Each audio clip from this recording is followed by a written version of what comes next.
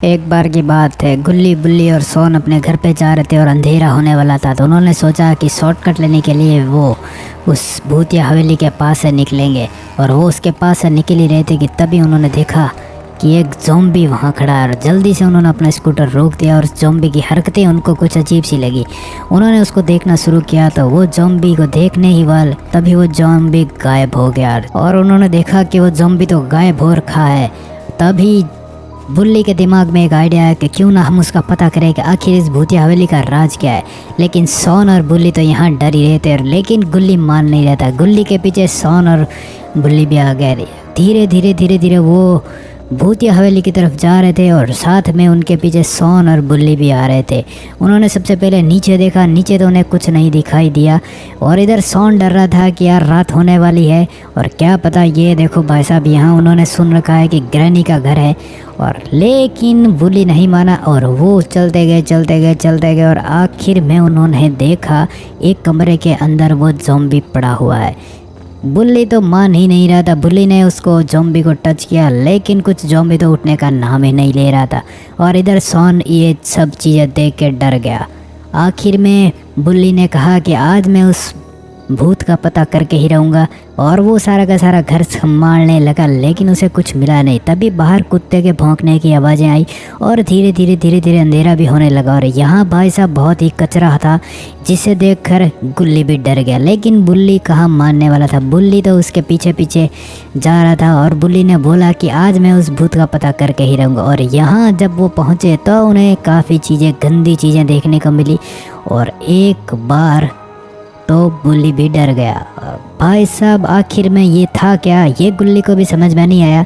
और तभी अचानक से उसको कुछ दिखाई दिया, पैरों की आवाज़ सुनाई दी और उसने पीछे मुड़ के देखा तो सोन गायब था। और सोन कहाँ गया ये गुल्ली को भी पता नहीं था। और इधर गुल्ली भी डरने लग गया था, लेकिन बुल्ली मानने का नाम ले रहा था। अब उसने बुल्ली को ढूंढना शुरू किया। बुल्ली और गुल्ली ने सोन को ढूंढना शुरू किया, लेकिन उनके पास कुछ था नहीं।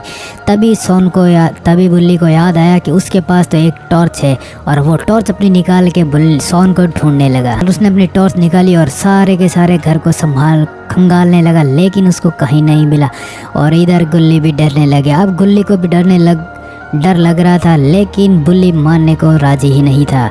और आखिर में वही हुआ जिसका गुल्ली को डर था। और आखिर में वही हुआ जिसका गुल्ली को डर था। बुल्ली ने पीछे देखा तो गुल्ली भी गायब था। और अब क्या कि तभी अचानक पीछे से एक और आवाज़ आई, लेकिन जब बुल्ली ने पीछे देखा तो उसको ना तो गुल्ली दिखाई दिया और ना ही सोन।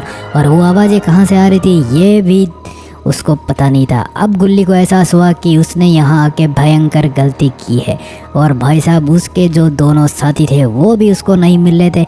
अब बुल्ली करे तो करे क्या, क्योंकि उनके दोनों साथी भाई साहब गायब हो रखे थे। और वो जल्दी से भागने लगा और इधर उधर देखने लगा कि आखिर उसके दोस्त कहाँ है।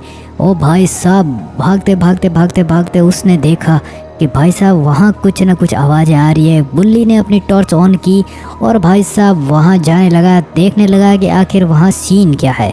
तभी उसे अचानक एक स्विमिंग पूल दिखाई दिया जहाँ काफ़ी कचरा पड़ा था।